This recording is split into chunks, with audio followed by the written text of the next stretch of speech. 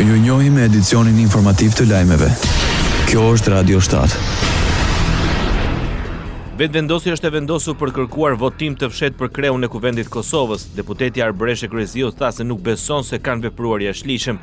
Pra për 17 herë radhazi, partitë e opozitës refuzojnë të marrin pjesë në votim me arsyetimin që problemi është tek Albulena Haxhiu, tek emri i cili është propozuar nga lëvizja vetëvendosje, ndërkohë që po të kishte qenë ky problemi, ata do ta kishin bërë të mundur, pra do të kishin bërë shumë mirë nëse do ta votonin komisionin për mundësimin e votimit të fshehtë, dhe ndërkohë që me procedurën e votimit të fshehtë do të mund ta shfrytëzonin të drejtën për të mos votuar pro kandidates që është propozuar nga lëvizja vetëvendosje, pra nga partia fituese e zgjedhjeve të Nënshkutit. Sipas asaj, shumica është në pritje të përgjigjes nga gjykata kushtetuese.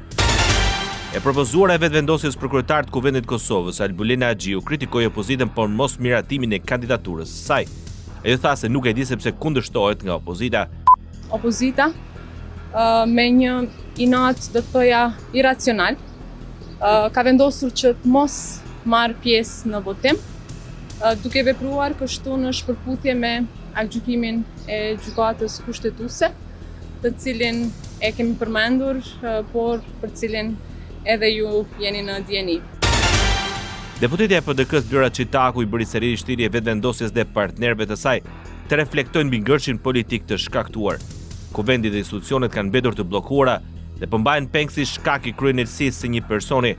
Kosova është më e madhe se sa një emër i përveçëm, tha deputeti e partisë më të madhe opozitare në vend. Lidhja Demokratike e Kosovës sqaroi edhe një herë pozitën e saj për bllokimin e punës për konstituimin e kuvendit.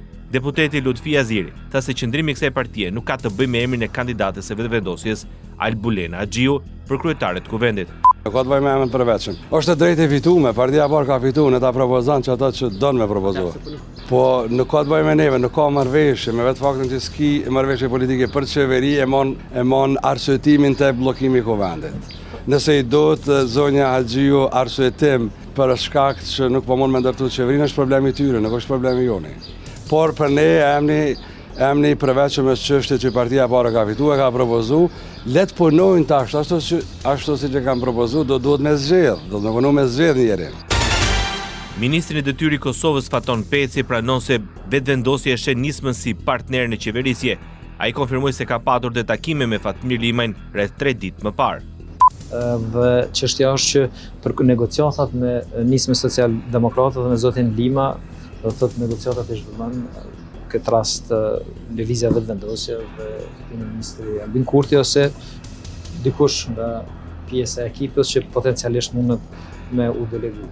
Dhe takime ka pas para 2-3 ditësh, nuk e di çfarë niveli është realizuar, por ka pas aktor vetëvendosës që e kanë konfirmuar. I pyetur sepse nuk e ndrojnë emrin për kryetare të kuvendit Albulena Haxhiu, Peçi deklaron se synimi është respektimi i kushtetutës.